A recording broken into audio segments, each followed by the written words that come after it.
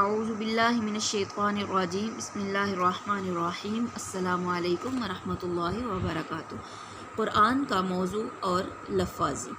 اس topic پر ترجمہ قرآن کے طلباء اور اسکول بیسڈ طلباء اور طالبات کے لیے قرآن کا موضوع اور لفاظی سے متعلق ویڈیو پیش خدمت ہے، لیکن اپنی گفتگو کے آغاز پر ہی میں یہ کہنا ضروری سمجھتی ہوں کہ اگر آپ ہمارے چینل پر نیو ہیں تو براہ کرم ہمارے چینل کو سبسکرائب کر لیجئے، ویڈیو کو لائک کیجئے گا اور ویڈیو سے متعلق کمنٹ سیکشن میں اپنی مفید آراء سے بھی ہمیں ضرور نوازا کیجئے۔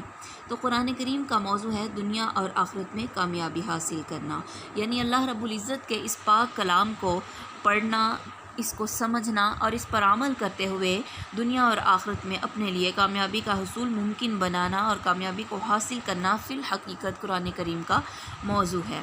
اور پھر جب ہم قرآن کریم جو کہ عربی زبان میں ہے اس کا اردو زبان میں ترجمہ سیکھنا یا سمجھنا چاہتے ہیں، پڑھنا چاہتے ہیں، تو ابتداً یہ بات ہمارے لیے جاننا کافی مفید ثابت ہوتی ہے کہ قرآن کریم کے جو عربی متن ہے اس کے 65% جو الفاظ ہیں وہ اردو میں بھی استعمال ہوتے ہیں۔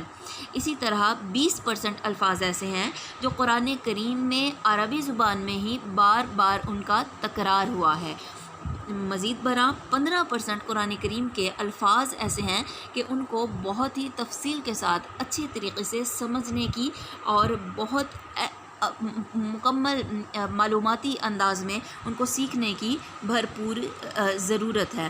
جب ہم اردو زبان میں ترجمہ قرآن کی ابتداً ہی الفاظ کی اس ترتیب کو اپنے ذہن میں رکھتے ہیں اور پھر ترجمہ کو کسی بھی ترجمہ شدہ کتاب یا کلام پاک سے رٹا لگانے کی بجائے اس کو جب محبت کے ساتھ اور ادب کے ساتھ سمجھنے کی کوشش کرتے ہیں تو قرآن کریم کا ترجمہ ہمارے لیے بہت ہی زیادہ آسان اور جلدی سے سمجھ آنے والا ہو جاتا ہے۔